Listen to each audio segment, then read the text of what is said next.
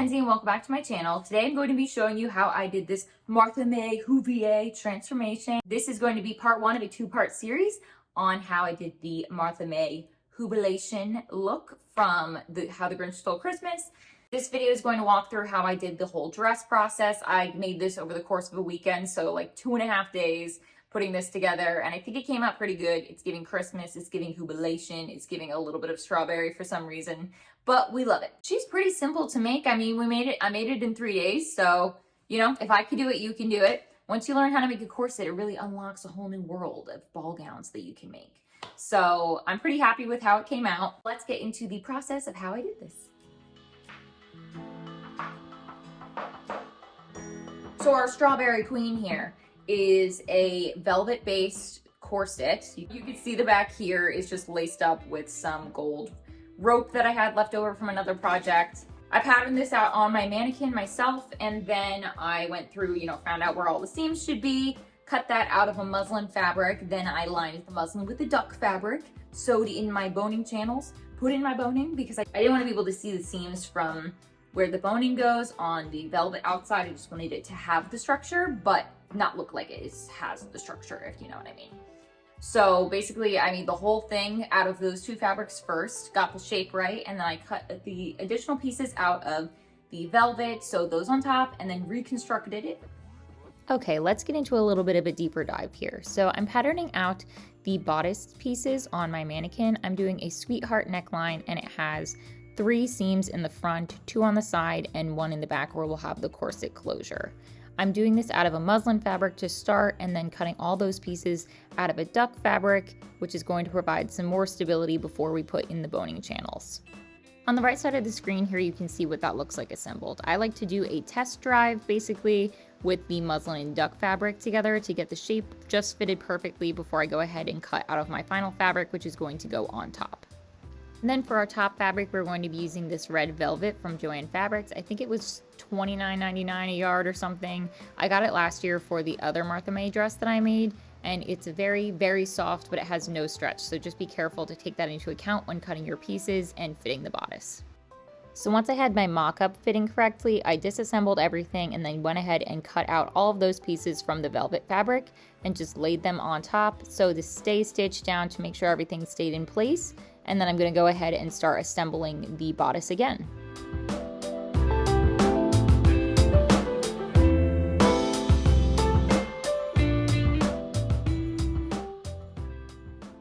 And then here's what the bodice looks like reassembled. We don't yet have the boning in the channels yet, but it is pretty structurally sound so far. So the boning is not a must. I just wanted to have it in there so it would have the corset effect.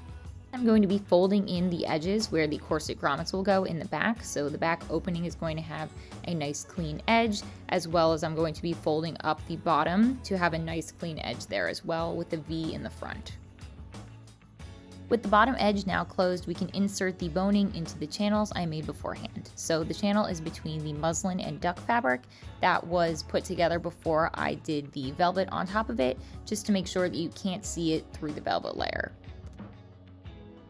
Then next, I'm putting in a bunch of grommets up the back just to add a lace-up effect so I can really cinch the waist like Christine Baranski's is.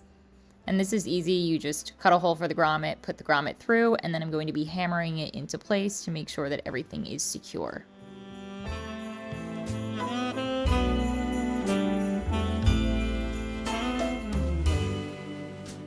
And then we're using the same fabric for the skirt as we are for this little embellishment on top. So this is just a green organza fabric with these flocked little polka dots on it. So it continues with the velvet theme here, and I just gathered about maybe this much, I don't know if that's like 1.5 inches or 2 inches of that fabric, used a gathering foot on my sewing machine, and then pinned it where I wanted it to be, sewed it, and then I have it hand stitched under so it stays correctly in place.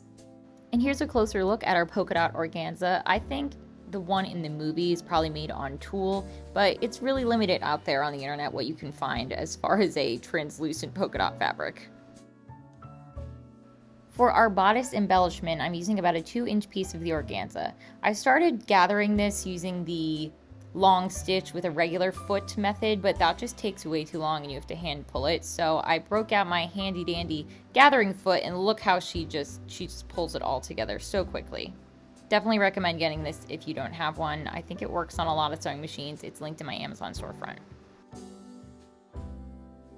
With all of the ruffles gathered, I am very carefully, and I mean carefully, attaching this to the top of the bodice, because you only want to stitch one time, because this velvet, I don't know if all velvets are like this, but this velvet, you can see any mistake you make because all the little flukes come out of the weave, I guess, and then you can see it. So just be super careful when applying this, and taking it really slow on my sewing machine.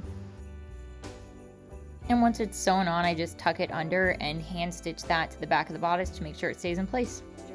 And then we also I took a white paint pen and I got it really dried out.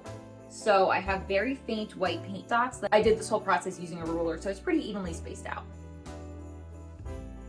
The last step of the bodice is going to be painting on those white polka dots, so I am just using a ruler here to measure about 1.5 inches between each of the dots and using my white paint pen to do so. Spoiler alert though, this paint can come out really fast, so I made sure to blot it on a piece of paper first, so I'm working with a very little bit of dried paint on the edge of the paint pen there, so we don't get too saturated of a white color.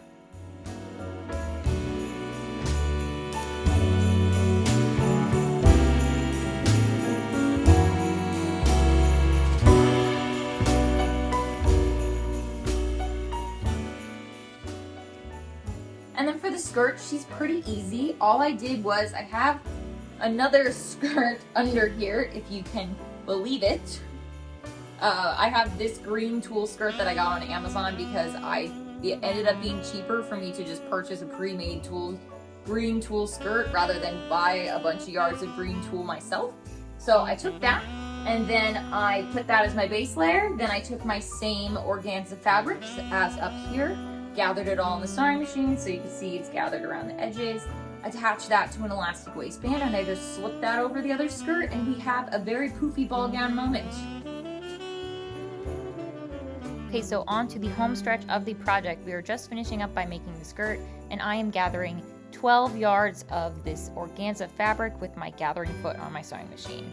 And then I decided that I didn't think it was gathered enough just based on this foot. I wanted it to be much more fluffier. So I then went ahead and hand pulled all of the ruffles to be closer together.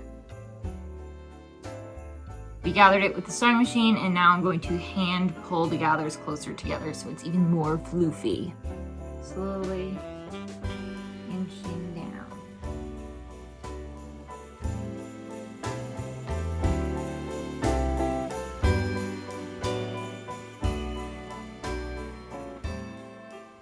And then our last step here is to attach the 12 yards of gathered fabric to our underskirt. So I'm just doing this onto the skirt directly, but you could use an elastic and layer them on top of each other. I just thought it'd be easier to have it all as one piece.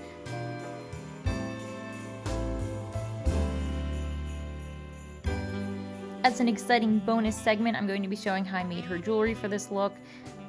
In a perfect world, I would have had larger red glass beads for this, but Amazon was limited on what I could get, and also they lost one of my packages with the better size of beads, so I was doing this the day of the photo shoot. But basically, I'm using a stretchy, clear string and just attaching these beads. You can see that's what one of the earrings looks like. I'm just doing a couple different sizes of beads for the earrings, and then kind of the same shape along a necklace.